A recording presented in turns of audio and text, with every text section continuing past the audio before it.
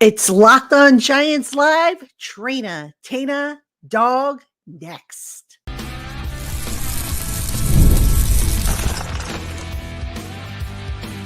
You are Locked On Giants, your daily New York Giants podcast. Part of the Locked On Podcast Network, your team every day. This episode of the Locked On Giants podcast is brought to you by Prize Picks, the easiest and most exciting way to play daily fantasy sports. Go to prizepicks.com/LockedOnNFL and use code LockedOnNFL, written in all lowercase letters, to win $50 instantly when you play $5. You don't even need to win to receive the $50 bonus. Prize Picks, run your game. What is up, everybody? Welcome. Locked On Giants Live. We are back. You got Traina. Tainah's coming a little later. You got Dog, and we have a special guest tonight. We have Paul Dottino, a.k.a. Giants WFAN, part of the Giants broadcast team. Also, he has a new podcast out. Some of you already probably know about it. Big Blue Breakdown, which you can find over on the New York Giants on SI Sports Channel. So we got a lot to catch up on, because it has been like forever. And oh, by the way, Papa Guzzo, I know you were out there. Looks like Dog shaved tonight for you. Nah, yesterday. Yes, well, it still looks good. A little bit. See, we were having a bet. I told Papa Guzzo that I would ask you to shave for him, so we were having a little bet there. But anyway, welcome on in, everybody, to Locked On Giants Live. You guys know the drill. For those of you who are new, what we do is we talk about Giants football. What else? We've got a lot to talk about because it's been a while since we've done a show. And then, of course, we will take your questions. Just pop them in the chat box. If we don't get to them right away, pop them in again. We will get to them. I will get to as many as we can. And we're just going to have a grand old time talking Giants football. And guys, let's start off, since it's been a while. A lot has changed with this New York Giants team. Dog, I want to start with you. Get your thoughts on the changes made to this team and how you're feeling as we approach kickoff. Well, I mean, obviously, Malik Neighbors, that's a huge addition. Daniel Jones hasn't had a true number one superstar receiver since he's been with the Giants. So having a big playmaker on the outside should certainly help him, I would hope. Get rid of the ball a little quicker, get some guys that are open a little quicker off the line of scrimmage. It should open up things for Wan'Dale Robinson. So I actually have Wan'Dale Robinson having a big year because of Malik Neighbors, but that's obviously a huge deal. The offensive line improvement, I think, is a big deal. I like that they took a swing at this, adding Runyon, adding Luminor, adding Brasillo, who took a poor Vegas line and made it into a pretty good Vegas line. I'm hoping he can do the same here with the Giants. Obviously, there's no more Evan Neal starting. That's a big deal. The secondary is very young. I like Tyler Nubin. Drew Phillips, I think, is a question mark. I mean, the Giants can do a lot of things. I really like the offensive line, I think, was a big thing. And when you watched Hard Knocks, I think we saw that Joe Shane was very, into getting the offensive line. The line gave up 85 sacks last year. That can't happen again. I'm cautiously optimistic that it'll be improved. It'll give Jones more time. And even though we lost Saquon Barkley because you're not going to have teams shoving the box full of guys to stop the run, I still think the running back by committee could be pretty effective. I still believe in Brian Daboll, and he's calling the plays now. So I don't know, Patty. Like I said, I'm cautiously optimistic. I like what they did in the offseason. Nothing really sexy, no huge moves, but I think they're moves that need to be made. I love the addition of Brian Burns. Obviously, that was a big move because Shane Bowen is completely opposite of Wink Martindale. Doesn't blitz, likes to get pressure with the front four. And we got to get there because the secondary is a big question mark. But Burns, Thibodeau, Lawrence, I think it could be a pretty good front four. I think we got one of the best front sevens in football, and we'll see how it goes on Sunday. But I like the moves that they made in the offseason. Yeah, I agree with you. I mean, I love that they addressed the two areas that were really lagging: the pass rush, which I've been screaming about, the offensive line, where they took a different approach. Paul, I want to get your take on the changes that were made in the offseason. What has you most excited? Where are you still iffy about? Well, Patty, the Giants overturned 34% of their roster since last season. That is a large percentage. to be honest with you. But it also shows you that Joe Schoen and Brian Daboll weren't just chalking up a difficult 2023 to a cavalcade of injuries. They realized that this team needed some more talent. And to their credit, they weren't just going to use the injuries as an excuse. They went and made a lot of changes. There are 12 new players on the practice squad out of the 17 that they have. So not only did they make changes to the core of the team, they also changed the practice squad over because they know they're going to need those guys for depth. So I think that's just the first thing to note, is that they believe they've upgraded an awful lot of spots in talent. Now, as far as your question, I do think that the offensive line will be better. How much, we won't know until they play together. For God's sakes, you guys know I've been crying about this forever. Your starting 5 offensive linemen need more than 21 snaps in the preseason. I'm sorry, especially when you rebuild it. I've often said my starting 5 offensive linemen need to play between 40 and 50 snaps in the preseason to get ready. Now, the Giants unfortunately had some guys dinged up, so they couldn't play that many snaps together. That's the breaks of the game. But I don't know exactly how ready they're going to be out of the gate. We know what they've said, but the proof's in the pudding. Clearly the secondary. Now, I want to mention one thing to both of you guys, and I said this last night on my Big Blue Breakdown show. The Giants clearly are employing the strategy used by defensive coordinator John Fox during the 2000 season when the Giants won the NFC Championship game and went to the Super Bowl. That defense, as you recall, was predicated on the front 7. They had Strahan, they had Kenny Holmes, they had Keith Hamilton. I believe Cornelius Griffin might have even been on that team, if I'm not mistaken. And at linebacker, they had dogs. Mike Barrow, Jesse Armstead, right? Those guys were important impact players. The secondary did not have guys with cover skills. Sehorn was coming off of his injury. He was not the same player that he used to be. They had 2 box safeties playing deep center field in Sam Garnes and Sean Williams, and neither guy was very good at man-to-man coverage and did not cover a tremendous amount of ground. And on the other side, they have Dave Thomas, who was a tall, strong, lengthy-framed cornerback who had straight-ahead speed and could hit and tackle, but he did not have great coverage skills. And in the slot, they had Emmanuel McDaniel, who, by the way, had a career year that season. So I think by any stretch of the imagination, we would all agree that's a very suspect secondary. Now, it had more experience than this one does, but it was very suspect and did not have the athletic tools that this secondary has. Both that team and this team will rely on their front 7. Keep that in mind. Well, I want to go back to your point about the offensive line, and I would normally agree with you because we have talked about this last year. We talked about it a little bit this year. The one saving grace, and you guys tell me if you disagree with this, Jermaine Illuminor and Greg Van Roten played together last year on the Raiders, whose position coach was Carmen Brasillo, the Giants offensive line coach. So I think that's going to help them. I think over on the left side, Andrew Thomas, we can all agree he's a stud. You could put Paul, we could put you next to him. We could put Dog next to him, and he would make you guys look good. I don't know. I wouldn't go that far. Nope. But nope. The point being both of us need about 200 pounds. Right. Well, you'd have to, obviously. But my point being is that, Andrew Thomas obviously knows what he's doing. I'm not as concerned about that side either. I guess where my biggest concern is in the middle with John Michael Schmidtz. He missed 10 practices in training camp. They ramped them up. Still a young guy.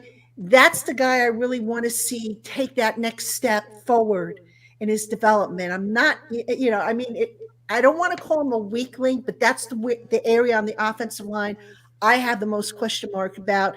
And then, of course, the depth behind these guys. If, God forbid, somebody gets injured, you figure if they'll probably plug Stinney in there, and then they'll have to move somebody around. And that's where it gets a little iffy for me. But I mean, would you agree that maybe John Michael Schmidtz right now is the biggest question mark on that O-line? Dog?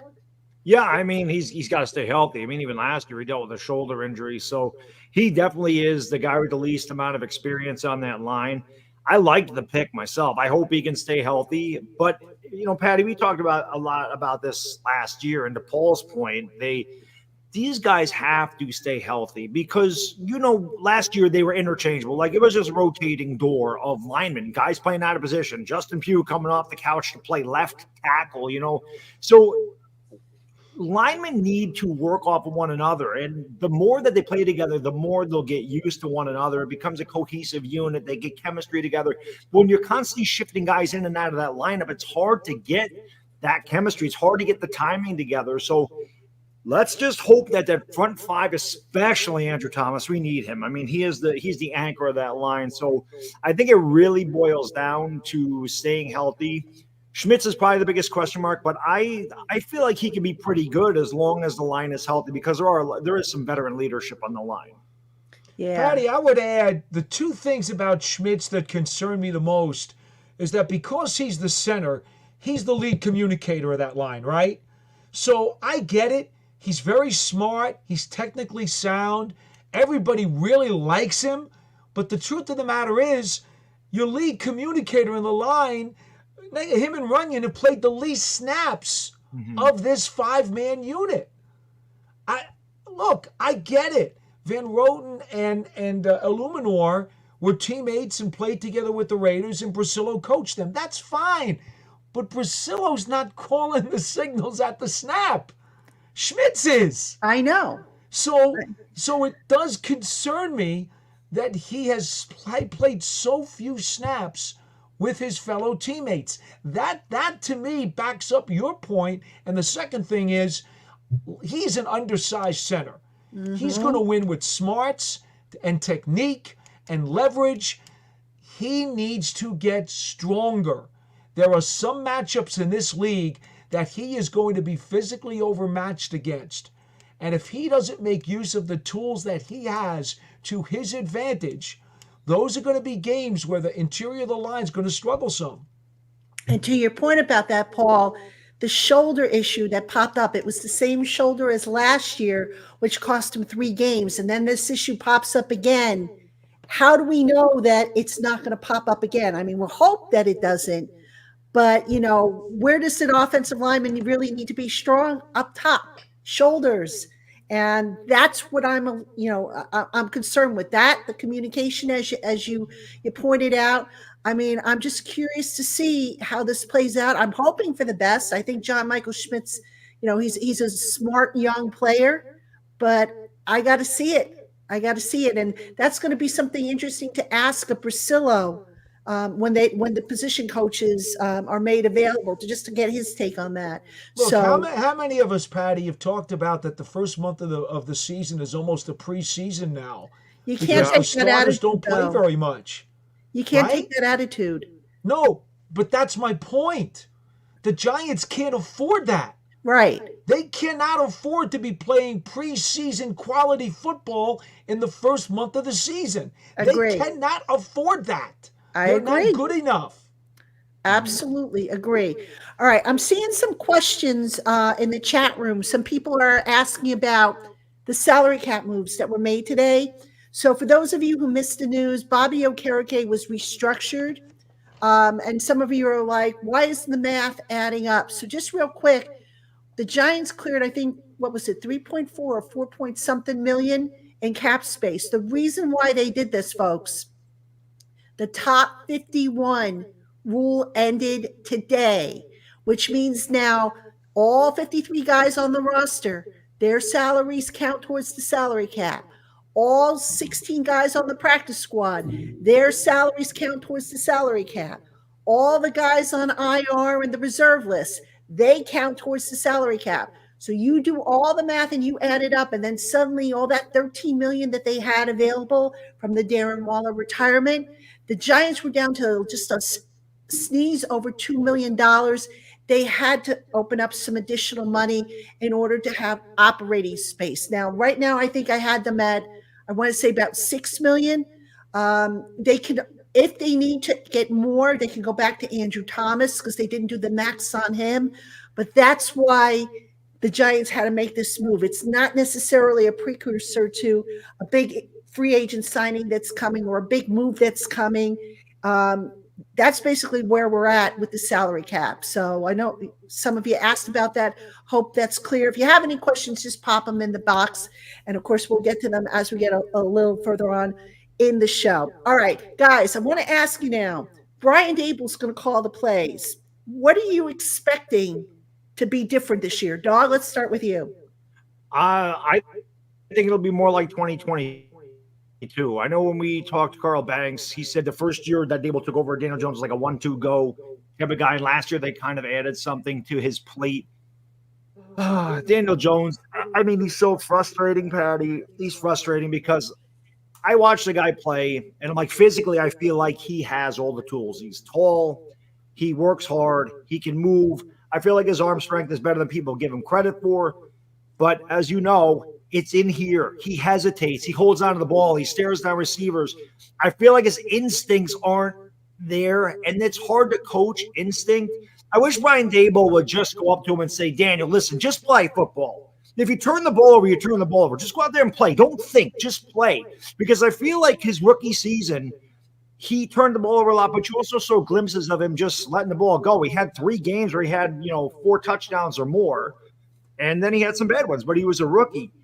When Joe Judge took over, it's almost like he became scared to turn the ball over, and he thought too much. And it's like there may be a receiver that's open by a step, and he just is hesitant. As soon as you hesitate in the NFL, it's done. The window's closed, or the rush is on you. So I think Dable's biggest thing is telling Daniel Jones, get rid of the ball quick. Get rid of the ball quick. He can't hang on to the ball. I just really want him to just go out there. He's got nothing to lose this year because if he's bad, he's gone. He's not going to be here next year because of the way they structure the contract. So I think Dable's going to have him, quick release, get rid of the ball, maybe not think about it so much. And again, with guys like Neighbors and guys like Wan'Dale Robinson, who should be able to get open pretty quickly, I expect it to be a quick passing game. But I also think you'll see some bigger plays from this offense because of the explosiveness of Malik Neighbors, because of the speed of a Jalen Hyatt. And he's got really good rapport with Darius Slayton. So I think that Dable will have that quick passing game just to kind of get Daniel Jones in rhythm. And in the first game, I know people may get aggravated with the check down stuff, but I might actually like to see that just to get Daniel Jones some confidence and get him rhythm, because it's not just in football. I say this all the time. Anything in life, if you do it with doubt, you're going to do it poorly. If you do it with confidence, you're going to do it well. Daniel Jones needs to play with confidence. He did in 2022. He led the league, with the interception percentage. I think it was 1.1. He had the least, it was the lowest interception percentage of any quarterback in the league. He's got to get back to that. So I expect a lot of quick, safe throws for him to get him in rhythm, and then hopefully the offense opens up.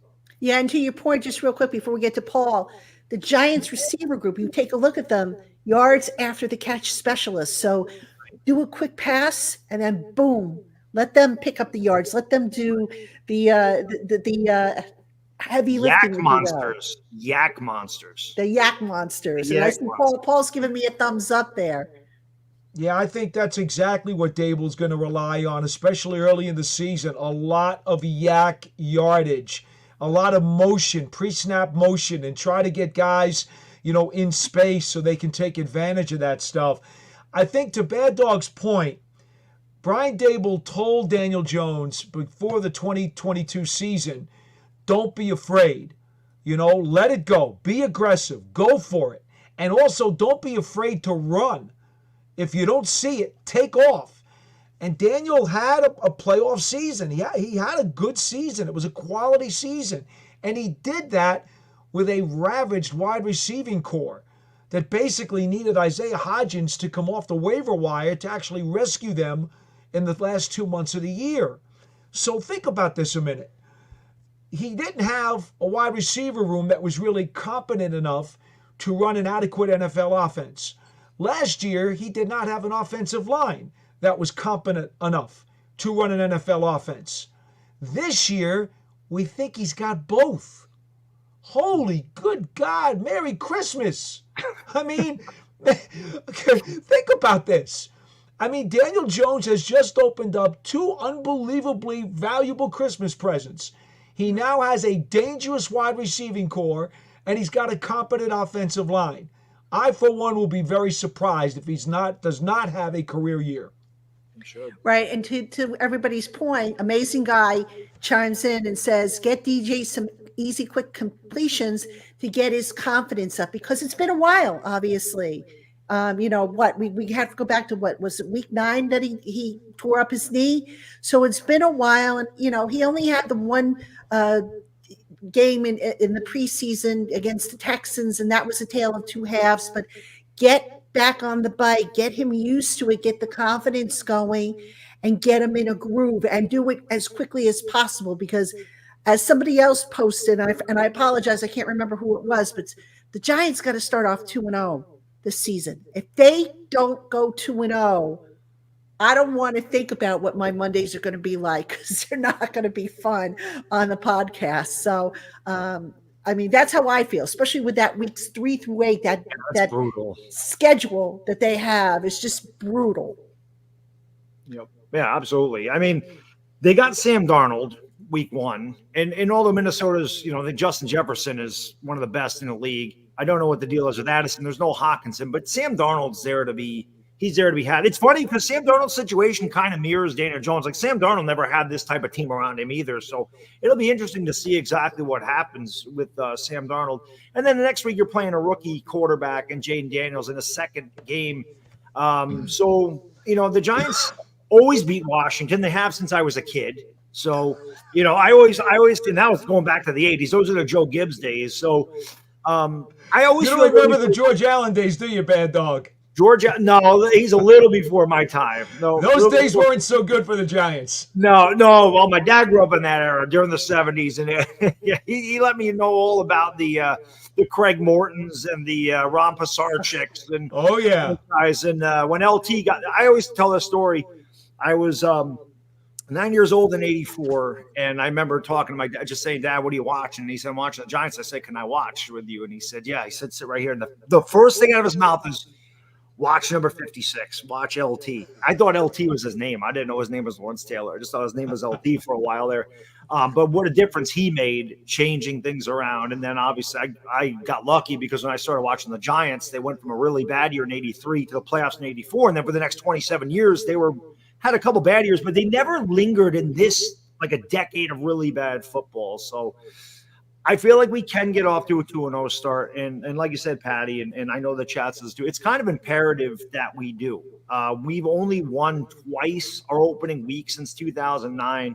And both of those years we made the postseason, in 2016 and 2022. So it's imperative. This team needs confidence. And I came up with a little thing, they always talked about culture in the locker room culture. Winning builds that. Winning builds confidence. When things go bad and you're a bad football team in your head, you're like, how are we going to blow it this week? What's going to happen this week? How are we going to lose this week? As opposed to 2022, you saw the team come back against the Titans. It set the tone. They came back against the Packers. They came back against the Ravens. They were never out of a game.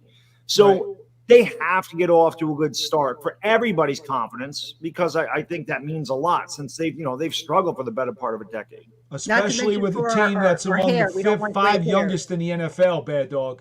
Right. Yeah, I don't want to think about, even if they go 1-1, I just think that would be a major letdown given what they have up, in front of them.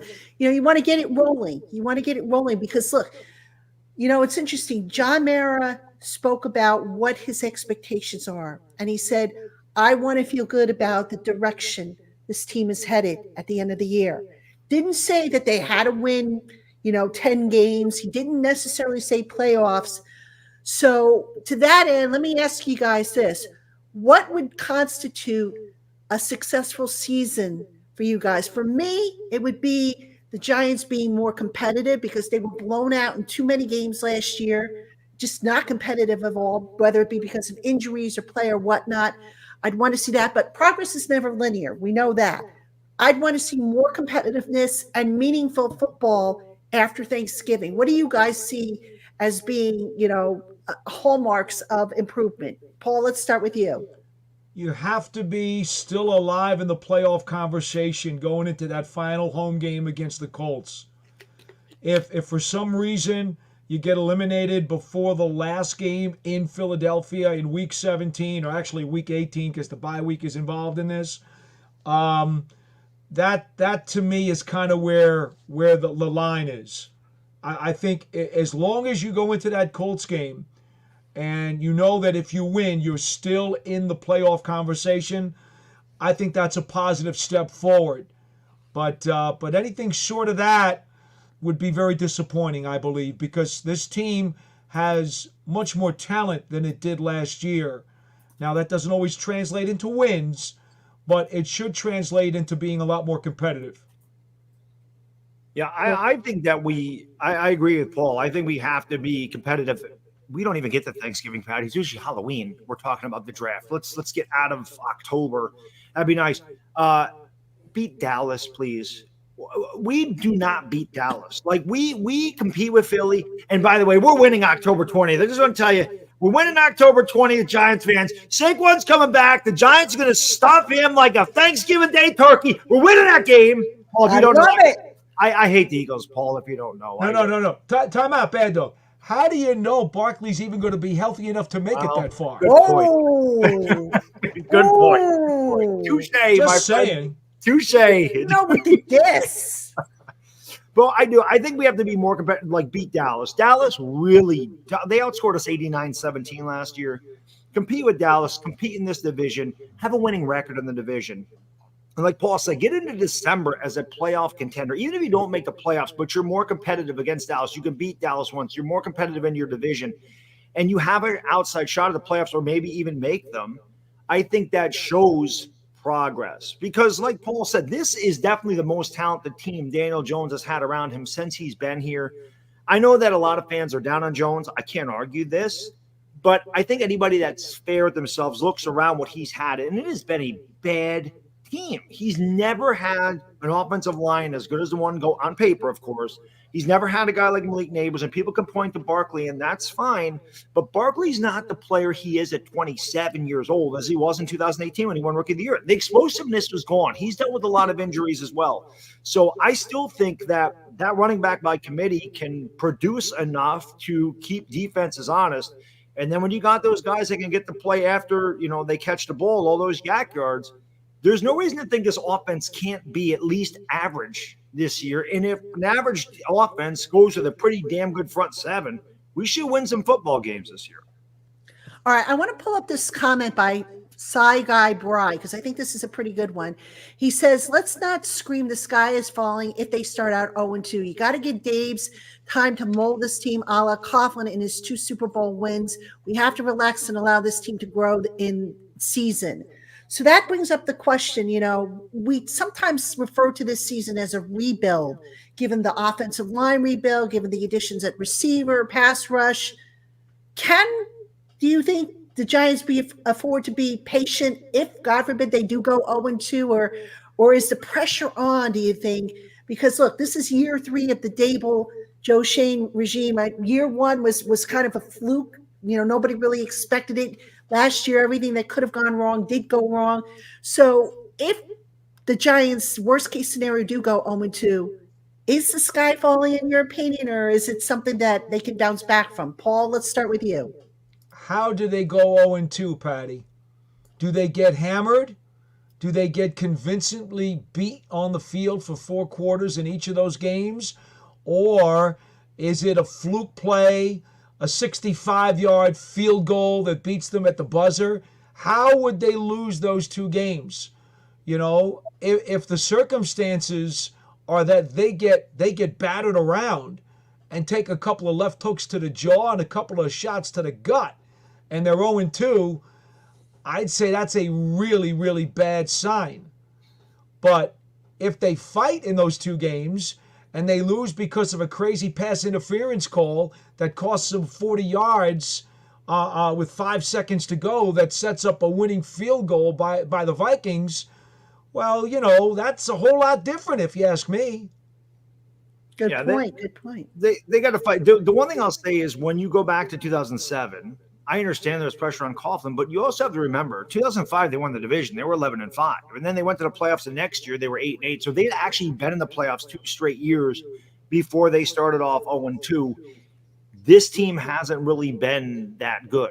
I think this is why, and again, people compare Jones to Eli, which I do not like. But I know Eli struggled at the beginning of his career a little bit with his completion percentage and interceptions, but also you look at 24 touchdown passes, where it's top 5 in the league. So you can tell the passing game has certainly changed. But the fact that the Giants won football games, I think, made it a little bit easier to deal with Eli's struggles, where Jones has lost a lot. What is he, 13? What is he, 23 and 36 as a starter or something? Like, it's not a good record. So, again, I think there is a lot of pressure without question. I don't think they can start off 0-2, even if it is a bad, like they have some bad breaks. Like a couple of years ago when Dexter Lawrence jumped off sides and the missed field. Oh, that was dreadful. It was terrible. Dreadful call, by the way. Inaccurate call. That's the only. By the way, that's the only game Daniel Jones has ever lost to the Commanders. Was that yes. Game. So if he could play the Commanders every week, he'd be in the Hall of Fame. Yeah, for sure. Yeah. True. And to your point, Dog, I mean, yes, you ideally we don't want to have this conversation. We want them to start off 2-0, but sometimes those deflating losses, like what Paul talked about, funky call, something weird that comes out of nowhere, they can take the air out of a team. So the question is do we feel that this team has the resiliency to say, okay, you know what? It was out of our hands. Let's flush it. Let's move on to the next week. I mean, I don't know if they have that. I mean, I'm not saying that they don't. And obviously, I'm around the team, so I kind of get a feel for that. But you don't know, I somebody once told me, I think Nancy, actually this is a Nancy Reagan quote, if I'm not mistaken, but somebody once told me, you don't know the strength of a tea bag until it's in hot water. And do we know whether this team is built to handle adversity right now?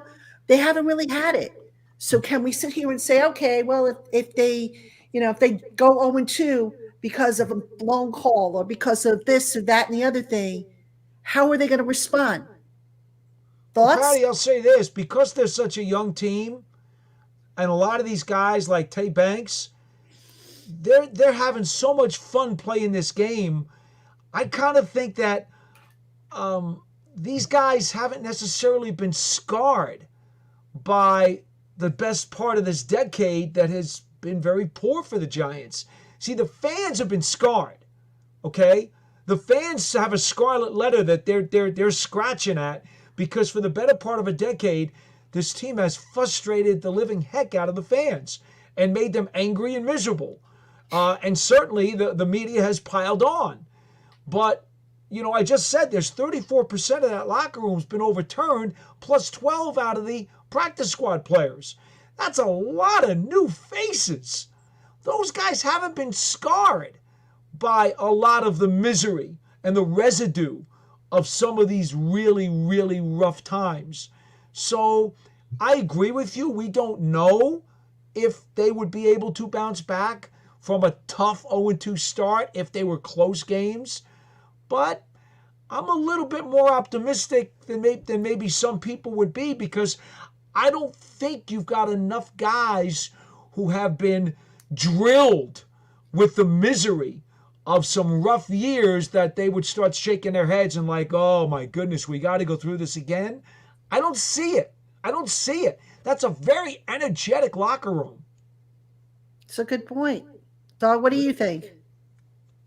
No, I mean, definitely. I mean, I remember hearing about, what was it? I think it was 1984 when Parcells changed a ton of a lot of the roster as well. And obviously 83 was a throwaway year there. So, I mean, yeah, the fact that the roster has been overturned a lot, and there is a lot of youth in this team. Maybe they don't get down on themselves and like, all right, we'll win the next one. But to Paul's point, if they do get blown out the first 2 games, then I think that could play a toll on, because last year losing 40-0, I think that set the tone immediately. Can't go there. No, and that was rough, because I went into the year, man, I was talking all kinds of smack to Cowboys fans. Boy, I have to eat those words, and they didn't taste good. So I don't want to – I just can't think of the prospects of going 0-2 no matter how we lose those games, just because, like I said, 3 through 8 is rough. And I know this fan base pretty well. And obviously, like Paul said, we have been beaten down. So I think we'll definitely be down more than the players. The players keep playing. Like guys that talk about, these guys got to tank, these guys got to do this. They're not going to do that. They're professionals. They're playing for their job. The coaches are coaching for their job.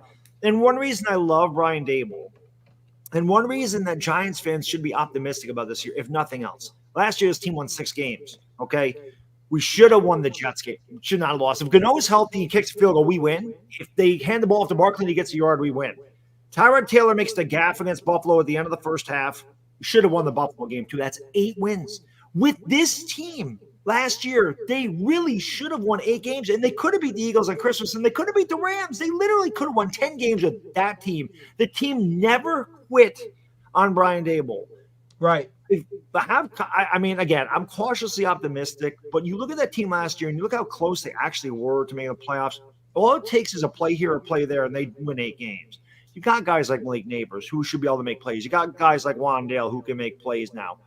We got to hope Daniel Jones can make plays, and the line is going to do a better job this year. But there's no reason to think this team can't be better than everybody else thinks they're going to be. Yeah, that's true. I mean, good point. I'm of the school of thought of woulda, coulda, shoulda, didn't. I'm always saying that, but still, if you're looking for the at the glass being I'm half trying, full, Patty. I'm trying. Look, dog, I get it. Fans have been beaten down. I mean, look, how many times have I said on my show here that, I dread Mondays after a loss because it's just how many different ways can I talk about a loss? It's harder to cover a loss. And Paul, you'll probably understand what I'm saying here. From a journalistic standpoint, it's more difficult to cover a loss than it is a win. So I want to see this team win. I want to see them do well. Like I said, progress is not going to be linear, but I don't want to see butt kickings like we saw last year where they just weren't even in the game and you wondered, did they even get off the bus, So I'm optimistic because like you said, Dog, Daboll, he never let that locker room quit. And that's more than what we could say for maybe previous head coaches who kind of threw in the towel, so to speak, and lost control of their locker room. So, that's you're talking about the guy that ran the back-to-back quarterback sneaks in his own 5-yard line. You mean the guy that was voted the worst coaching hire? Although I question that. I mean I was alive for some other for he who must not be named, the one who followed Parcells, was Dottino. Yeah, you know who I'm talking about, right, Paul? Oh yeah. Yes. I will just add one tiny crumb to what you guys are talking about, and that is this. We know that there is unproven depth in the secondary, and we know that there's unproven depth on the offensive line in that Evan Neal has been hurt a lot and has underachieved. And, we don't know for sure if JMS gets hurt. I think we believe that Van Roten would be the center. So there are some questionable spots of depth on this team, but I think in a lot of areas, there's more depth and competition than people realize. And if there's one thing that I've learned over the years, guys, is this. When you have a team that's not doing so well and the starters aren't getting pushed because they think that the guy behind them is a journeyman and can't play worth a lick, it doesn't really do anything to kick them in the butt and to get them to play harder or to get them to play better. They lose a lot of their self-motivation because they basically say to themselves, what's coach going to do? Bench me for that guy? Good point. And that lends to a malaise. And so once you get into that quicksand, it tends to suck you down even further. The power of the quicksand becomes stronger and stronger. It's my opinion that with the young backs in the backfield, with the young receivers in the receiving room, with the younger tight ends in the tight ends room, with the guys up front, we know the Giants are very happy with their depth in the front seven. They've got some guys that, they believe can play a little bit now. Now that means there's going to be someone looking over somebody's shoulder. If so-and-so gets down and so-and-so isn't playing like he's supposed to play, there's now a threat he's going to find his butt on the bench. That makes a difference. That's why Depth is so underrated. It's not just for when your guys get hurt. It's for pushing the guys who are in the lineup to do better. Yeah, that's a great point. Healthy competition certainly helps. Absolutely. All right, everybody, we're going to take our first commercial break. When we come back, if you have questions, pop them in the chat box. We'll start answering some of your questions. I've seen some of them show up, but if we didn't get to them, please put them in the chat box and we'll get to them, like I said, after this coming break. Hey, Giant fans. So when you're hiring for your small businesses, you want to find quality professionals that are right for the role. That's why you have to check out LinkedIn Jobs. LinkedIn Jobs has the tools to help you find the right professionals for your team faster and for free. LinkedIn isn't just a job board. They help you hire professionals you can't find anywhere else, even those who aren't actively searching for a new job, but who might be open for the perfect role. 86% of small businesses get a qualified candidate within 24 hours when they use LinkedIn. And did you know that LinkedIn is constantly finding ways to make the process easier? They've just launched a feature that helps you write job descriptions, making the process faster. Find out why 2.5 million small businesses use LinkedIn for hiring posting by posting your job for free at linkedin.com/lockedonnfl. That's linkedin.com/lockedonnfl to post your job for free. Terms and conditions apply. Hey, Giant fans, the new Locked On NFL is here. Locked On NFL is now 2 shows every day. First, the madman, Tyler Rowland, kicks off your morning with a double shot of NFL espresso. Then stop by the barbershop for a visit with Tony Wiggins for some real NFL talk. Add in the Locked On local experts and get unprecedented NFL insight. Hot opinions, detailed breakdowns, all in 30 minutes or less. It's the new Locked On NFL, and it's twice a day. Make the new Locked On NFL your second listen on YouTube or wherever you get your podcasts. All right, everybody, welcome back to Locked On Giants Live. You got Traina. Tainah's coming. He texted me. He said he's running really late, so apologies. I know a lot of you came to see Tainah, the original Traina, Tainah and Dog, but we have Paul Dottino with us. Patty, he sounds like New Jersey Transit these days. I don't know. I know why he's running late, but, look, I know he wants to be on here because he loves talking Giants. We all love talking Giants. That's why we're here, right? So patience, folks. I'm keeping an eye on my text to see where he's at. He'll be here. I have confidence, and if he doesn't, then I say we evict him from the club. Actually, no, we can't do that. Papa, then we take off Papa Guzzo. We don't want to do that. We love you, Papa Guzzo, and we love Chris. So, all right, let's get to some of your questions here in the chat room. And by the way, before I get to them, I do want to thank Paul for coming on, because it was kind of last minute. I said, hey, we're doing this live chat. Paul does a live chat every Wednesday on Big Blue Breakdown. Guys, check it out. He even does live callers. That's right. You can be on the program with him. See how the three of us are on the program together? I'm a gambler, Patty. I'm a gambler. So he actually takes live calls on the show. So you want to check that out. That's on the New York Giants on SI YouTube channel, if you want to check that out. Every Wednesday, and he also puts out a pod Monday and Friday. I got that right? Yep. Okay. All right. Let's get to some of the questions we have here. We'll kick this one off with Scott Young. Do you guys feel that the specialties, I'm assuming you mean special teams, are much improved? I think to be determined, because right now we don't know what's going on with Gunnar Olszewski. Is he going to be good to go? They cut Carter Coughlin, which was kind of a surprise. I mean, he's been their leading special teams tackler the last 2 years. Kickoff return, we haven't really seen it. I mean, I think the jury's still out on special teams. Would you guys agree? I think the biggest thing about special teams is having Graham Gano healthy. Like, I don't think people understand how important he was us winning games in 2022. I really think that's I don't really understand these kickoff rules. It's kind of strange. I mean, I do, but it's weird. It looks weird. Like I'm watching the game right now. The optics are very strange.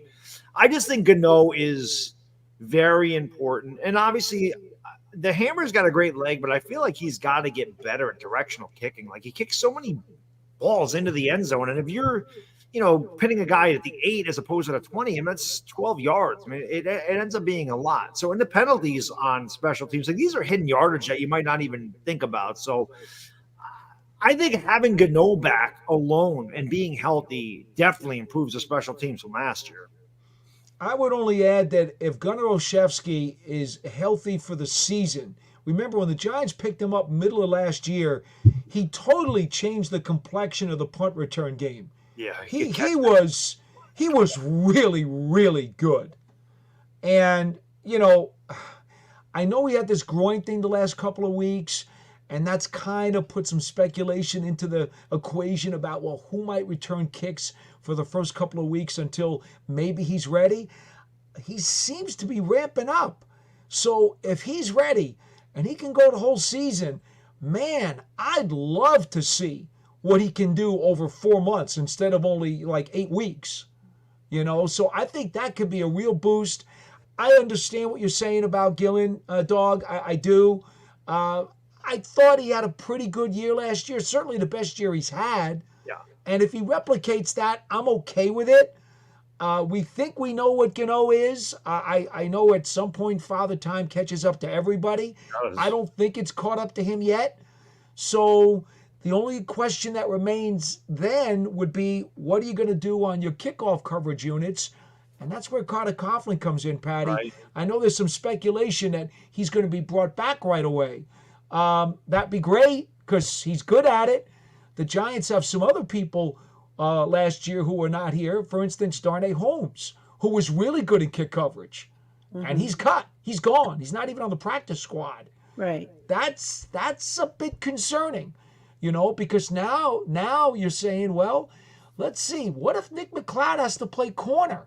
Nick McLeod over the last 2 years has been their best gunner.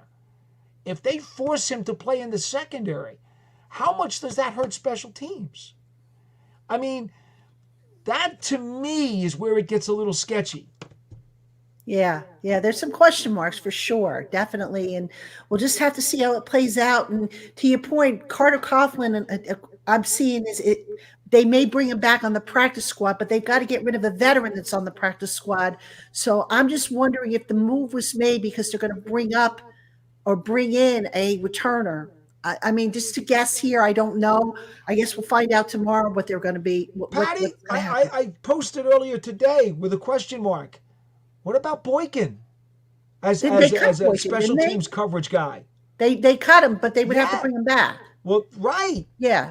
I don't know. Let me tell you, I was not at the office today, so I have no idea what was being talked about.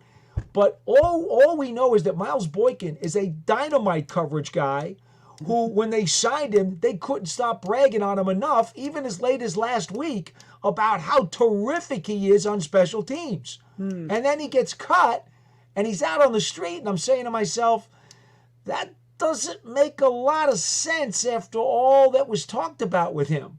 Well, so I'm curious to see if maybe he somehow resurfaces. Could be. I mean, maybe they're not going to play Adoree Jackson more than like a dozen or so snaps as they ramp him up. So then maybe that means Nick McLeod's got to play along, which means they take Nick off of coverage and they put Boykin in there. It's a possibility. They're better off if Flott is healthy. But again, that's always a crapshoot because Flott never seems to be able to stay on the field, and he's got skills. Yeah. All right, let's hear from Papa Guzzo. Papa Guzzo, who eats like a champion. Tonight he had, was it Manicut Papa Guzzo or Ziti? Whatever it was, hope you saved something. Nah, seriously, I hope it was good. Papa Guzzo, he eats like a king. Awesome. All right, Papa Guzzo wants to know, do you think our O-line will be in the top 15 of the league? That was my hot take. That's one of my hot takes. I think that's ambitious myself. The Giants, that's a hot take of mine. They're going to be average, and I think that's average. I think if they stay healthy, they could be average. Top 15 in the league would be enormous for this team. And if, like Chris said to me, he said, if that comes true, if the all line is average, we're going to the postseason. So let's hope that both of those come true. Dog, the line was average in 2022. There you go. So despite a bad receiving core or a suspect receiving core, Daniel Jones with an average line showed that he could win. I'm going to give you a different bold statement. Giants are going to be top 10 in defense at the end of the year. I love it. That's the way we win. That's the way we win football games. I mean, that's been our history, at least since I've been alive and watching the Giants. It's always been running the football and winning on defense. So, I don't know. That's always set up that. Yeah, I would definitely love the front seven. I love this front seven. Yeah, the front seven's really good. It really is. I mean, Yep. the one thing I don't know what Micah McFadden. Do you guys know what's up with Micah McFadden? Because I don't hear anything about it. He's But got is a he groin like, issue.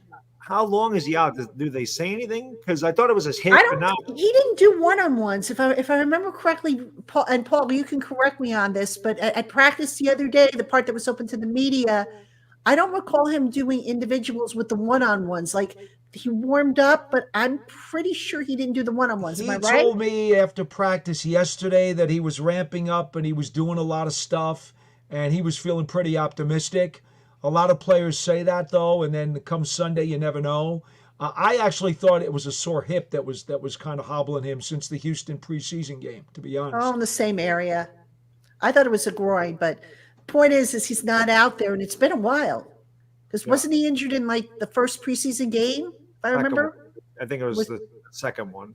Yeah, it was the Houston game, Pat. I remember. I called that game. That's how I remember it. Okay. But my question, you guys, about McFadden, because I feel like he was drafted because he was a really good blitzer. We know Wink loved the blitz, and obviously Bowen is the complete opposite. He doesn't blitz very often. Do you think that changed? Like, how do you think Micah McFadden will do in Bowen's system? Because I feel like I love McFadden. He's a dog. Like he just looks like a middle linebacker. Like that's that's typical middle linebacker. But do you think he can still be really effective as a guy that doesn't blitz as much? Or do you think he'll take a step back because they're not, he has to play a different type of football, different type of role?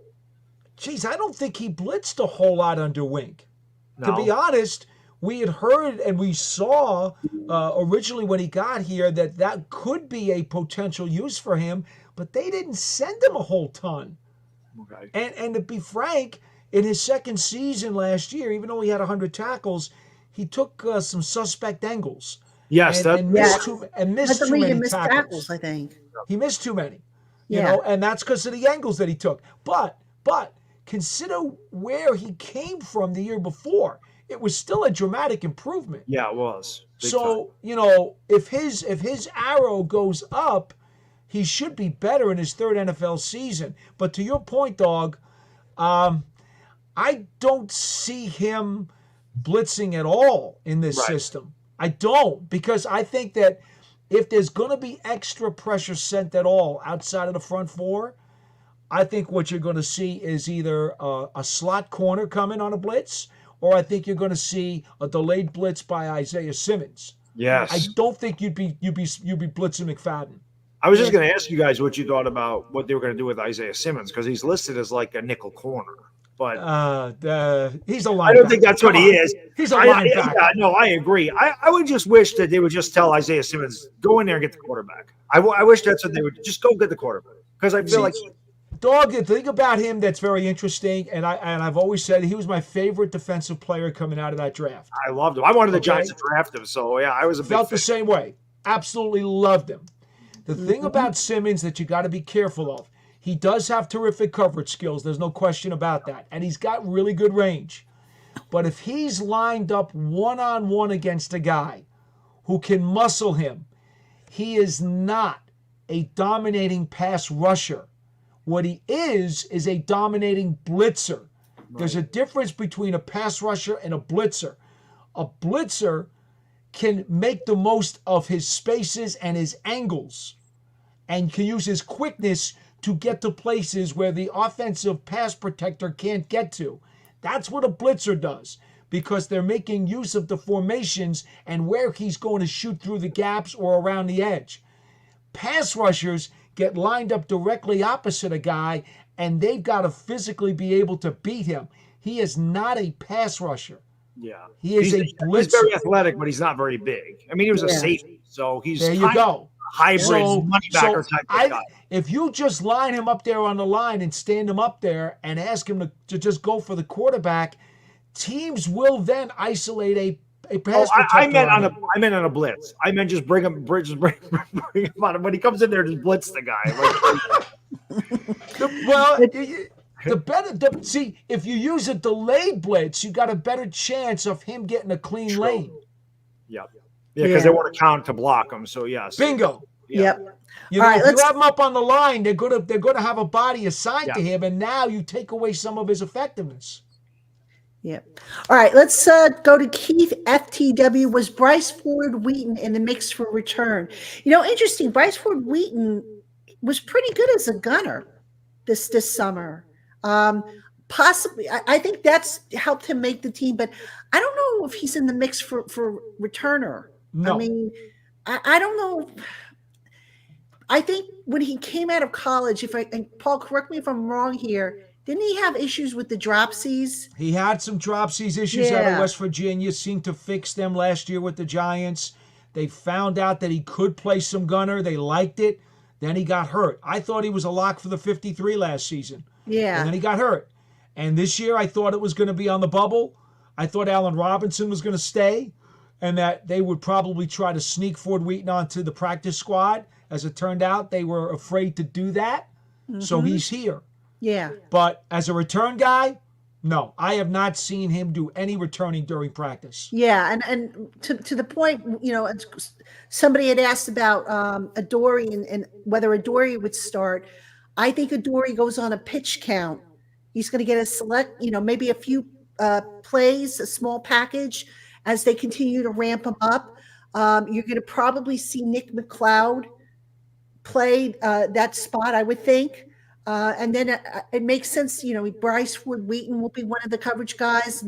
Or, you know, I don't know, maybe Nick McLeod, maybe it'll be Cordell Flat. I think Nick McLeod maybe played a little bit better this summer. At least that's my take. I mean, did you guys think so too? Then I don't, you know, Paul mentioned he's never on the field, so it's hard to get a feel of what Cordell Flat really is. So I would say McLeod might have been a little better, but Flat does have skills. Right. But again, the best ability is availability. Yep. And when you're a young player, you really need snaps. And what Paul mentioned earlier, it drives me crazy too that they don't play snaps in the preseason. They only have 3 preseason games now. And I understand you want the guys to be healthy, but I say this all the time. The first play of the season, the guy could get hurt. I mean, look at what happened to Aaron Rodgers last year. Mm-hmm. So how about Andrew Thomas? Right. Yep. Exactly. The first game. Exactly. So I feel like you need to get, especially when your offense struggles and you have a bunch of new offensive linemen, they should play more together against other NFL teams, you know, against a healthy competition. I feel like it would make them better. Iron sharpens iron, right? So I wish they would have done that more. And real quick, one thing I wanted to ask you guys, because you definitely see him more than me, because I love this kid, because I just love speed. You know, I was a track guy in high school. I was a sprinter. Dante Miller. You guys see him more than I do. So I was happy that he got back in the practice squad. I was afraid somebody was going to take him just because he can run whatever it was, a 4.27 or whatever. Yep. But you guys see him more than I do. So I just wanted to get your thoughts on what you thought about Turbo. Yeah. Go ahead, Patty. I look, you can't teach speeds. That's number one. I think he was a little on the raw side, you know, just technique wise, you know, with blocking, you know, pass pro is the key to running backs getting on the field. I mean, not bad at it, but not consistent enough. I thought maybe some of the routes that they asked him to run, just not as you know, neat as they needed it to be. So there's definitely talent there. I don't think he's that far off from being a part of the roster down the line, but he just wasn't ready. And also, you know, I think part of that also went into the equation is how many they had to keep at different positions. I mean, if they had put him on the 53, you know what, he probably would have been inactive anyhow. So why not give that spot to somebody else and have another guy inactive, you know? Well, you know, as it stands now, because of, you know, we went to Columbia University, then in South Carolina, he barely got to play at all because of the NCAA situation. I'll tell you, dog, I love his blinding straight ahead speed, and I thought from the moment they signed him, he would be perfect for the new kickoff return rule. Right. I really did. And that was his ticket to me to make the 53. The Giants just don't have the luxury of putting a guy on the 53 just to be a kickoff return specialist. Right. They just don't. I will say this. Patty's right. You know, he's got to learn some more about pass protection, so he's a bit raw there. I do like his hands. I do like his ability to run some routes out of the backfield. I like all that stuff. I like the fact that he's got a lot of energy and a lot of gusto. He reminds me, ask your pop about Gordon Bell. Oh, my pop passed away, but yes. I'm sorry. Okay, it's all right. It was like 10 years ago, but I will definitely check out. Gordon Bell was a running back the Giants had out of Michigan. He was a halfback and a kickoff return guy back when the new Giants Stadium had opened up. Right. And, you know, so we're going back quite a long time. He reminds me of Gordon Bell. Short, compact, thick, tremendous straight ahead speed. I'm not so sure, though, about his ability to weave and cut and slant and slice. Right. I don't know about that. I'll be perfectly honest. I think he's got some more to learn to add that to his game. But I'm very happy they kept him on the practice squad because I think there's talent there to be developed. Yeah. The Giants have a lot of team speed. If you think about it, I mean, if they added him, because Hyatt's a burner. Neighbors is a burner. So I mean, like you said, you can't teach speed. That's God given or it's not God given. And the Giants haven't had a lot of athleticism and a lot of speed on this team. Slayton is still pretty quick. I know he ran a 4.39. I know he's not that fast anymore because it was 5 years ago, but he's still pretty fast too. So and Theo Johnson ran a sub 4.6. So there's some speed on this team. And I don't think that's something the Giants have had since Daniel Jones was a quarterback either. So guys might have to play a little off the receiver, which can allow them to work underneath, which is why I think Daniel Jones can complete a lot of these quick, short passes and let these guys make those yak yarded. So I'm very intrigued by the way they're going to play against Minnesota. I'm anxious to see how they do it. Yeah, I'm with you on that. The yak monster. That's what I'm looking forward to see. All right. I want to send out a belated happy birthday to Trisha K, who turned 26. You're just a baby, Trisha. I love it. No, seriously. Compared to us, we're all ancient. Well, dog isn't, but me and the I'm close. I mean, I'm almost 50. I mean, I'm up there. Not quite as over 50 like Dottino and I are, but Trisha, I hope you had a not great too far birthday. away though. Hope you had a great birthday, Trisha. Thank you so much for joining us tonight. I think this might be the first time. I can't remember. Well, actually, it's been so long, I can't remember who's new and who's not. So if you are new, welcome on in. And if you've been here before, then my apologies if I don't remember, because like I said, it's been a while. But hopefully, we're going to do this once a week moving forward. If you guys want it. All right. Amazing guy wants to know: are the Giants moving Evan Neal to guard?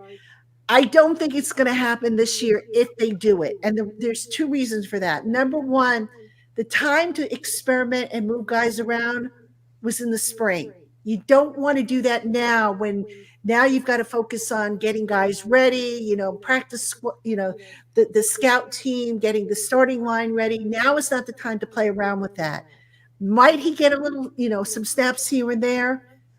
Possibly, but I don't think, even if they do that, I doubt it, but the coaching staff has said, and Joe Schoen has said that they want to develop Neal as a tackle. So they want to really see if, Carmen Brasillo can work his magic there. So my guess is that no, if Evan Neal is going to move to guard, it's not going to be this year because they want to see how he plays out at tackle.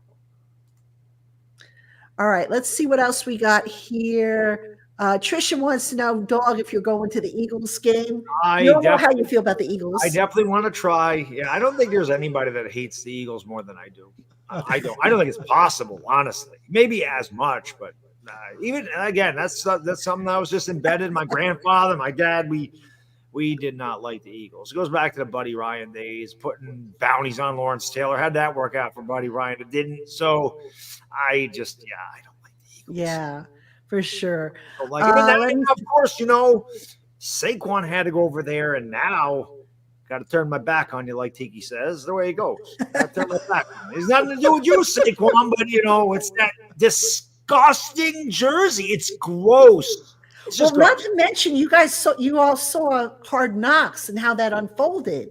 Yes. I mean, to me, look, when Joe Shane, that scene where he asked Saquon, "Do I have your word?" and Saquon never flat out said, "Yeah, you have my word." He just was like, "Well, you know where I want, you know what I want," or something, words to that effect. It was a cold conversation. It was, you could tell that it was very cold between the two of them, and I just wonder if maybe and I think Saquon even said this in some podcasts, that the time to have filmed that whole scenario would have been the year before, when they were going back and forth with the contract issue. Mm-hmm. So it is what it is. I think Shane was done with him at that point, honestly. I think I always got the impression he was frustrated.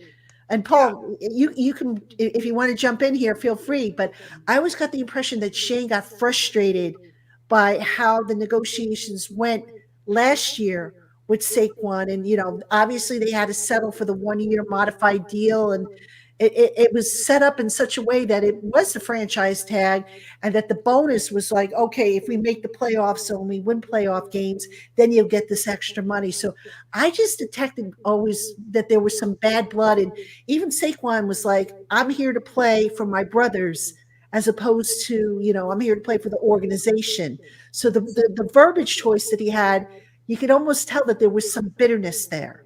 I don't know how many of your fans on this program, Patty, or wrestling fans, but if you remember Ted DiBiase, the $1 Million Man, used to say everybody's got a price. I love Ted DiBiase. Saquon Barkley, he had a price, and selling out on his professed love for the history and tradition of the Giants and being a part of that got bought out once he found his price. And I don't think there's anything else that needs to be said. Yeah. Well, again, the Giants couldn't offer. The Eagles have that luxury. They're a pretty built team. They were NFC champions a couple of years ago. We didn't have the luxury to pay a running back. They wouldn't have paid that anyway, dog. Yeah. They wouldn't have. They knew what they wanted to pay for their lead running back, and Barkley was going to be way out of that price range. He knew that, and there was no sense in thinking he was going to take a hometown discount once he made it very clear in those conversations that you saw on Hard Knocks. He was not interested in doing that. He wanted the cash. Yeah. So much for wanting to be a Giant for life. To go back to when they were offered, like they tried to sign Barkley in the middle of 2022, which is why when Giants fans tell me, "Oh, they didn't even try," I'm like, guys, they tried 2 years ago. Three times. So they were all 3 times. There you go. 3 times. 3 times. They're like $2 million or $1.5 million in guaranteed money. That was the hang up. And he wouldn't get. So I always wondered if they signed him, they could have tagged Daniel Jones. But the fact that they had to tag Barkley and they had to sign Jones in the 24th hour, Barkley was going to walk away if they tagged Jones anyway. He would have hit the free agent market. He didn't sign with the Giants, so he would have lost him a year earlier. But I always wonder how that would have played out. Had Barkley signed, they probably would have tagged Daniel Jones, I would imagine. And who knows what would have happened this year. It's just, I don't know. The whole thing was very interesting. But yes, Paul, no question, you could tell by the way they talked, that was he was never coming back here. He was not coming back here this year.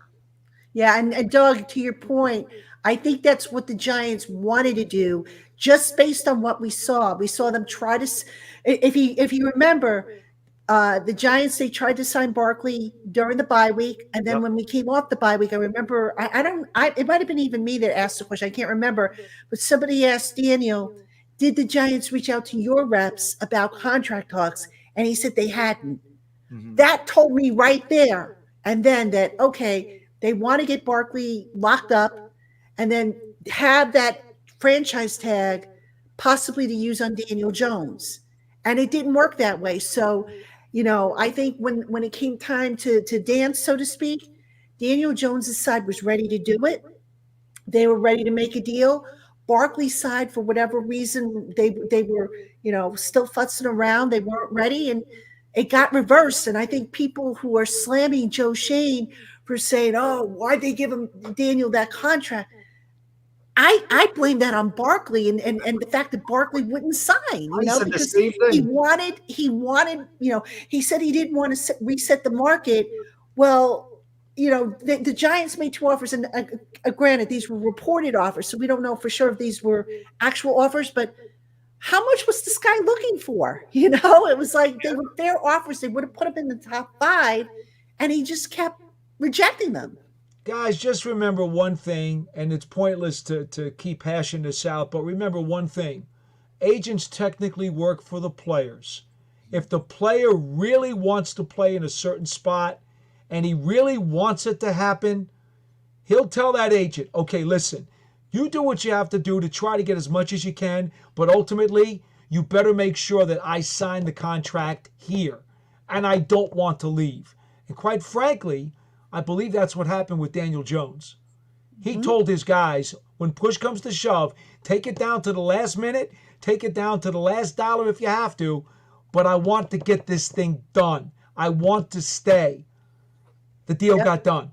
Yep. Whereas Barkley did not have those instructions, obviously. Yep. Clear as day. So, all right, let's get this question in from Scott Young. Do you feel that Tommy DeVito should be our backup over Drew Lock? I thought Tommy DeVito played well last season. Tommy DeVito, considering the circumstances, not bad, but he was still not. I think if the Giants had their druthers, he would have sat on the practice squad. There were still some issues with him holding onto the ball too long. I think if you look at the percentage of sacks that he was directly responsible for taking, it was the highest of the 3 quarterbacks that the Giants had. The decision-making at times was a little suspect. So, this year, I mean, Drew Lock had that shaky first quarter. I don't know. Did we see? I don't know that I feel like we saw enough of a sample size of Drew Lock in this system to say that DeVito should be the guy in front of him. What do you guys think? Yeah, Doug, I'll let you go first on this one because I have a very strong opinion on this one. All right. Because, I mean, for me, I didn't see barely any. He looked very shaky without question. But, I mean, it's the preseason game. It's his first time under the system, and then he got hurt. So I don't really know. I mean, he's a former first-round pick, right? He was at the end of the first round. So Second round picks. At the beginning of the second round, like he was right. Early second round, I believe. So DeVito was awesome. He gave. I mean, I think we're all Italian people, right? So hey, it was fun for a while. But I think that Drew Lock is probably better suited to be a backup. DeVito was kind of forced into action, and he was a nice story. But I think Drew Lock probably has the pedigree to be the backup before Tommy DeVito. But I didn't see enough of a sample size to really be convinced on what he is in this system. So I know he beat the Eagles last year. That made me happy. I was a fan right there. So boy, I could beat the Eagles and dog will love me. Yeah, I concur with both of you that I don't think we've seen enough of Drew Lock to really gauge long-term what to say about him and DeVito over the course of time. But right now, Lock's only a few years removed from being a second-round pick. His pure skill and talent level is actually higher than Tommy DeVito's is. But that's not to say that Tommy DeVito could not be a better quarterback at some point in his career. Because it takes a lot to be a winning quarterback in this league, and it's not just pure talent level. Yep. But the key here for me, guys, is that there were more starting quarterbacks in the NFL last year than any other year in history because there were so many guys hurt. Well, what was the result of that? 40% of the league kept 3 active quarterbacks on their 53 this year.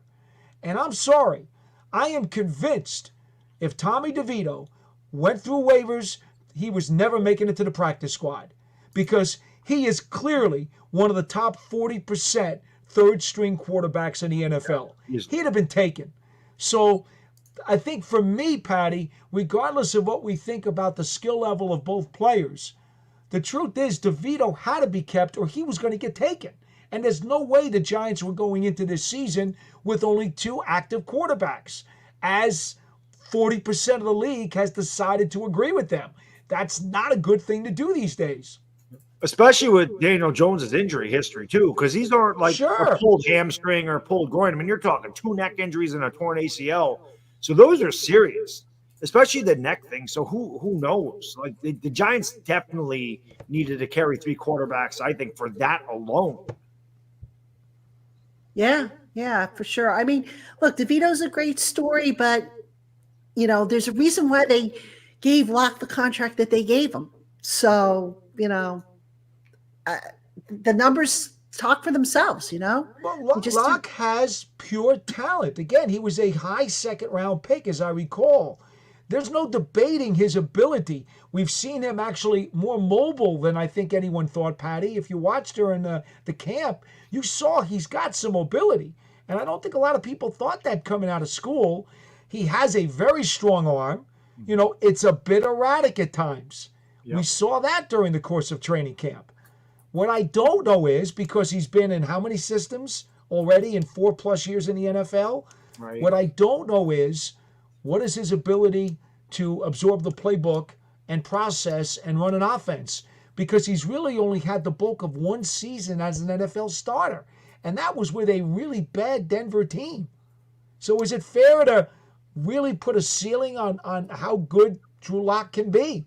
I think the Giants think that Brian Daboll, as a quarterback guru, when they signed him to be Daniel Jones's backup, I think in their minds they were thinking, if Daniel does get hurt early in the season or can't make it back, Daboll can probably do enough with the raw skills that Locke possesses to make them a competitive team. I think that's why they signed Drew Lock. I don't think it was a slight at all against Tommy DeVito. Right. I think they thought that Daboll can do something with Locke that maybe other quarterback coaches or offensive coordinators couldn't.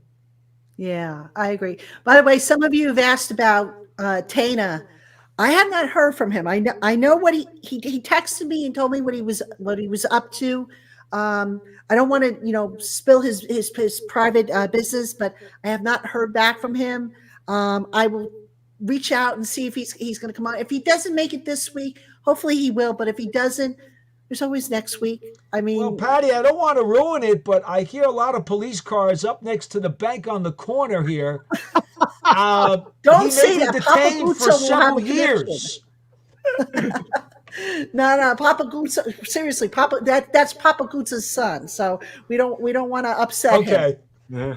Yeah. No, Chris is a good dude. So I trust me, what he's doing is very noble. And I know he wanted to be on the show tonight. He was looking forward to it. And at the last minute, he got, recruited into doing something. Well, actually not recruited. I think he volunteered to do it because he's just a swell guy. We all love him. We love Chris. I mean, yeah. But we will have other live shows, guys. So if he doesn't make it by the time we call it a night tonight, we will look to have another show next week if you guys want it, that is. So if you don't, if you want it, we'll do it. If you don't, we won't. So they want it. They've been asking me and Chris a lot. When you guys working with Patty again? When you working with Patty again? I'm like, my schedule this year has been crazy. And then the one time I thought we had it set. Yeah, I was like, Wi-Fi went out. I lost my internet, and it's funny because this week, and I was telling Paul this, my computer died, and I thought, oh God, don't tell me I've got to cancel again. Thank goodness my husband's in IT and he was able to come up with a quick fix until he can get my new one up and running. So I was like, whew, because I did not want to have to cancel this one again, Yeah, so I get a little worried because I was like, I didn't hear from her. She didn't send I know. And like, what's going on there? That's I not know. like You know me. I always, will contact you. But I was like, whew. But I'm glad we're doing this. Yeah. Next week we're going to talk about a win, right? We'll be talking about the win against Minnesota. Get ready for the Commanders. Sounds good. Oh, by the way, I have to put this one up here. Close your eyes, Papa Guzzo, because Tawabo Island is like the Eagles kidnapped Chris. Oh, I can't think of anything worse for the poor guy. Oh my goodness. But no, seriously, I think Chris is okay. I wouldn't worry about him. I know what he's doing, and like I said, he's just being a good person that he is. So he'll show up. Matter of fact, you and Doug, you and Chris have a live stream. What, this weekend? Saturday. Yep. Saturday. Okay. Yep. He'll be there, and you can yell at him if he doesn't show up. Say, I know what he's doing too. So obviously, yeah. So because I know Papa Gusso asked about that. Gosh, Papa Gusso, if you don't know what Chris is up to, I mean, but anyway, all right, let's see what else we got with questions. I know somebody asked about an X factor for this weekend's game, because we haven't really talked about this weekend's game. So let's do that real quick. What are your X factors for a Giant win against the Vikings? Dog, what do you got? I don't know if it's an X factor or not, but I think the front seven's got to get pressure. I mean, our secondary obviously is very young. It's inexperienced in Minnesota, especially if Addison plays. They got a pretty good receiving core. Justin Jefferson's an absolute. The Giants can have the double team Justin Jefferson. You have to. I mean, you have to make somebody else beat you. But if you can get pressure on Sam Darnold, he turns the ball over. I want to see the Giants get some turnovers in plus territory to make it easier to score for the offense. You know what I mean? Because last year we led the league in takeaways, but the defense was one of the worst in the league. And, you know, Bowen's defense is a little bit like Patrick Graham, where it's a bend but don't break. But I would like to see them get some turnovers and get this offense in plus territory so that they can get some points early on. I don't really know if I have like an X factor player per se, like somebody that's out of the ordinary that's going to step up and do it. But I just really feel like this is going to fall on the defense's shoulders at the beginning of this game, especially. I'd like to see them get pressure on Darnold and take a lead in this game. It'd be nice for them to play ahead instead of from behind, because that way they can kind of lean on their running game and not put Daniel Jones in these obvious passing situations where, again, your line is better, but they haven't really played a lot together. So who knows how they'd be, you know, if guys are just pinning their ears back and going after them. So I think the front four especially is very important in this game for the Giants. All right, Paul, what's your X factor? X factor, it depends on how you identify it. I had this argument with one of the guys on BBK the other day. He said X factor is the guy who makes the difference between you winning and losing the game, and he's allowed to be a superstar player. I always kind of looked at the X factor as the sleeper who's going to step up and become an impact player in the game when nobody thought he would. Exactly. So how do you define it? I prefer to take the sleeper angle. And if that mystery man is going to step up and make a huge difference, I'm going to go with Jalen Hyatt. I think there's a lot of people right now who are thinking that Malik Neighbors is going to get a dozen targets right out of the box in game number 1. And that's fine if the Giants want to make the Vikings believe that. More power to them. We know that Wan'Dale Robinson's going to be a big deal on third down. Great. Vikings want to worry about trying to concentrate on him. More power to them. Jalen Hyatt. Maybe Slayton, but I think Jalen Hyatt, because Hyatt in his rookie season showed a lot of flashes, but was inconsistent. Yeah. I love his speed. I love his development. I watched him work all the time during the offseason. I think Jalen Hyatt, he's not going to lead the Giants in receiving yards or catches this year. He's not going to lead them in touchdown catches this year. But I will tell you something. He is going to make a ton of impactful plays. I promise you that. Yeah. I'm taking the ceiling off of this kid. When he came out of Tennessee, he was a slot receiver who had a limited route tree and was as thin as a pretzel stick. And I did not know what his ceiling was going to be. When they got him in the third round, I was like, all right, that's really good value. It could wind up being good, but I think there's a ceiling. I'm not so sure that there's a ceiling on him right now. I'm very, very impressed with his work ethic, with his smarts, with his physical tools, and clearly, to my eyes, he has had a terrific offseason. I'm going to go Jalen Hyatt. He's going to be the most impactful Giants offensive player on Sunday. I love it, because you can ask anybody that watches my channel. I am a huge Jalen Hyatt fan. I got high hopes for him, so I love to hear that. I love to hear it. I agree. All right, guys, I got to sneak in one more commercial break, and then we'll go just a little bit longer. It looks like Chris isn't going to be here, but let me get this last commercial break in, and then we'll just take a few more questions, and then we'll call it a night. So don't go anywhere. Hey, Giant fans, Prize Picks is America's #1 daily fantasy sports app with over 5 million active members. Prize Picks is the easiest and most exciting way to play daily fantasy sports. Unlike other apps on Prize Picks, it's just you against the numbers. All you do is pick more or less on 2 to 6 player stat projections and watch the winnings roll in. You can now win up to 100 times your money on Prize Picks with as little as 4 correct picks.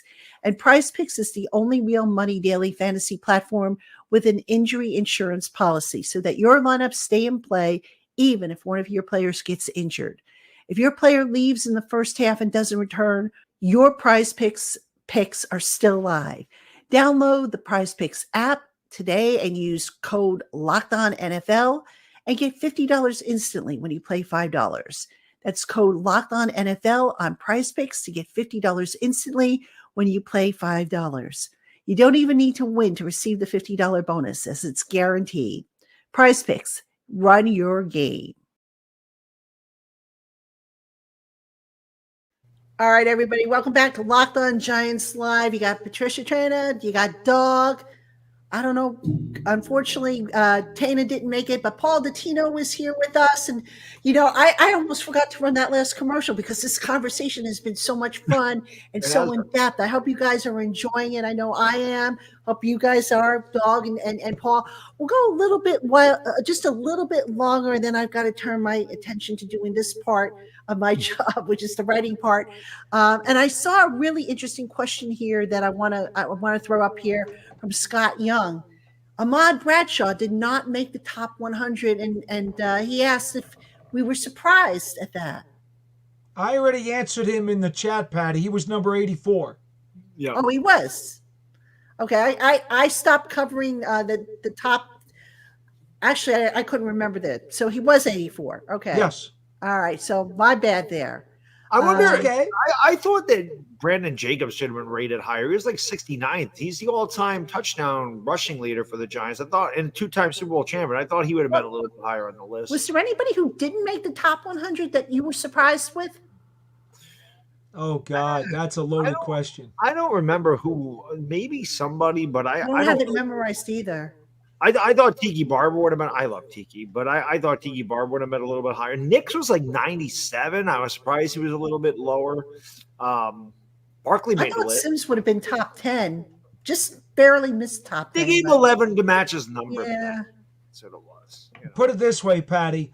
9 out of the top 10 are in the Hall of Fame, and the only one who's not is Eli, and he's going to go.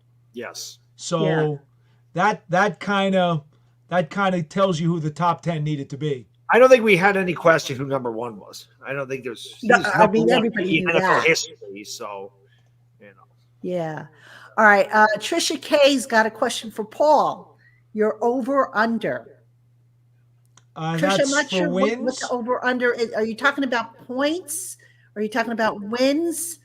Actually, you know what? Let Trisha clarify that question for us, and we'll come back I've got to that. the Giants at 9-8 this season, but I think it's very hard to win 9 games and make the playoffs because with all the tiebreakers that are involved, the odds are against you that if you go 9-8 that you're going to get in. So I'll say the Giants go 9-8 and don't get into the playoffs. But if they're going to do that, chances are Daniel Jones had a good enough season that he'll be around in 2025. Okay. Dog, what do you think? I had them at 8 and 9, but there's definitely some games I could see them winning that I have them losing. So that game against Seattle, I think it's winnable. That's still tough. It's tough to win there. Cleveland, I think, is also winnable, but they have a really good defense.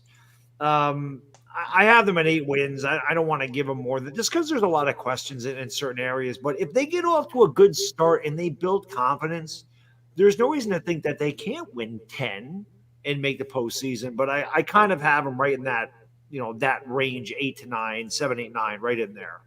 Yeah. That's where I have them too, 8 and 9. I could see them sneaking in 2 more games. I could see them losing 2 more games, but right. I think that's my official prediction, 8 and 9. And, let's just hope they get the injury bug under control. One of the most injured teams all year. I mean, crazy, right? Yeah, always. Aaron Wellman's back though. That's good. So, All right, I'm just Injuries checking are real still quick to bad see if luck, you, Patty. You never know. yes, seriously. All right, I'm just checking to see if there's any other questions we have. If not, we will call it a show. And folks, again, I know Chris wanted to be here. I'm sure, he's okay. He is fine. I'm sorry for those of you who came looking for him. Hopefully, like I said, you enjoyed the show with Dog, myself, and Paul. Nice way to mix it up a little bit. And if you listen, moving forward, if you want, I can bring on, another person. So if it's just myself, Dog, and Tainah, and you want, I could bring on Coach Gene. I could bring back Paul if you guys want. So I would definitely love to have Paul back. This was an honor to work with Paul Dottino. So this was awesome. You're very kind. It was fun to be with you guys tonight. This was Well, totally inaudible. Really, this was not supposed to happen. Yeah, it was funny. I was getting ready to do this, and I said, "Hey, you want to join us?" Because Paul, speaking of which, because the reason why I wanted you to join us is because of your new pod. So, while I'm checking to see if there's any more questions, tell everybody about your pod. Yeah, every Wednesday night we're going to be doing a live show. We did 2 hours last night. We started at 7:30 after starting at 8 o'clock during training camp, and we're just rocking not only with the chats but also with video Zoom calls. And I tell people all the time, if you need to block out your camera because your dog is eating the pillow on the sofa behind you, don't be afraid. You could just lock out the camera and we'll just converse. I'm an Italian, so I love talking to people. I'd rather talk to you than type out a chat. I hate text messages on a phone. I tell people, hit the dial button and call me please call me. Anyway, so we do that every Wednesday night. Again, whether it's 7:30 or 8 o'clock, check out Giants WFAN. We'll get you the time every week on that. And then Mondays, we'll have game balls and gassers for the Giants offense, defense, and special teams. That'll be a taped show that will pop up there for you. And then every Friday, going into the game, of course, if it's a Thursday night game, it'll have to be on Wednesday. I'll give you 3 key matchups to watch. We'll review what happened during the week, and then 3 key matchups to watch. Jalen Hyatt won't be one of them because I don't want to give it away. Right. You asked me for an X factor. I gave you Jalen Hyatt. But I have 3 key matchups that I think may be a little under the radar that I think will determine the final outcome of this game on Sunday. And so that'll be going up tomorrow. And then you mentioned your game balls and gassers. Yeah, game balls and gassers the day after the game. So you get me basically in a regular week, Monday and Friday, and then sandwich in that live show every Wednesday night. And I'll tell you what, man, Patty said it before. When the team's going well, the energy from the fans just helps that ball continue to roll, helps those wheels turn, helps get the oil going in the engine. When the team struggles, boy, there's a lot of potholes in the road. Yeah. For sure. And Dog, you've got live streams coming up. Tell everybody about what you got. Oh God, it's busy for me. So tomorrow, I have to stream the Eagles Packers because you're going to be rooting so hard for the Packers against the Eagles. There's no way I'm not doing that game. Saturday, Chris and I will be live on my channel. Sunday, Chris and I will be live for the Vikings game on his channel. And then, of course, Monday night, I always do either a victory stream or mostly therapy sessions so we can cry on each other's shoulders after we lose. Hopefully this time we are, having a victory scotch, which I always keep right here in case we win and we get to enjoy a week 1 victory. But before we go, we have to do predictions, Patty. Yes, we do. I was hoping we could slide through it. It's funny. I'm sitting here thinking, I'm like, we didn't talk about food like we always do. You're right. And we didn't talk about predictions. So let's get the predictions in. Next time we'll talk about food. Well, you mentioned Papa Guzzo's CD or whatever it was. Chris here. Chris, and we got, of course, Papa Guzzo has to weigh in on that as well. But all right, predictions.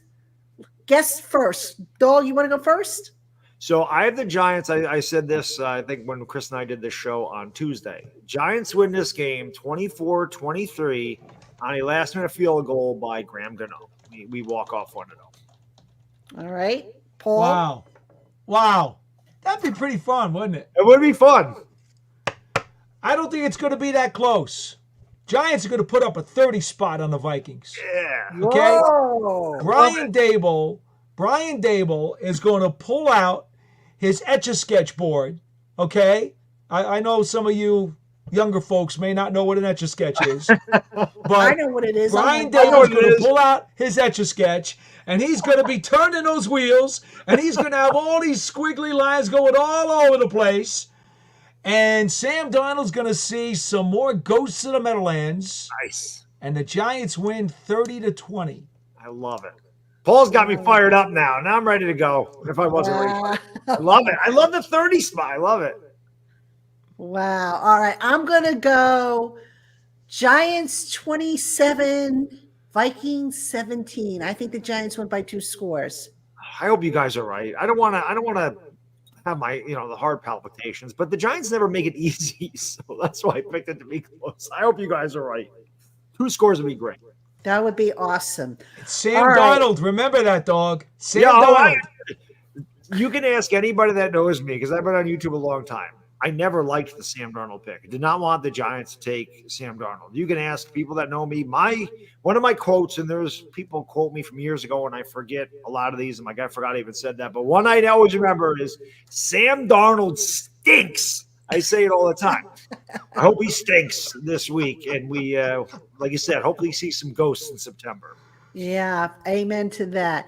All right, folks, if you didn't get your question answered, just drop it in the comments section. I'll circle back on it tomorrow. And look, if you want to do a Twitter Tuesday on the podcast, we can do that. Otherwise, we'll try and be back next week with Chris, the Tainah, and Bad Dog. And if you want, I can bring back, Coach Gene. And if Paul's available, if he wants to come back. If it's up to you guys. You tell me what you want to see on Locked On Giants Live. If you just want, the original Traina Tainah Dog, that's fine. We're here for you, and I want to thank you for making us part of your day. This was a blast. I hope you had fun. Everybody, let's go Giants. Let's bring home a win so that we have something good to talk about on Monday here on the Locked On Giants podcast. Have a good night, everybody. See you soon. Peace.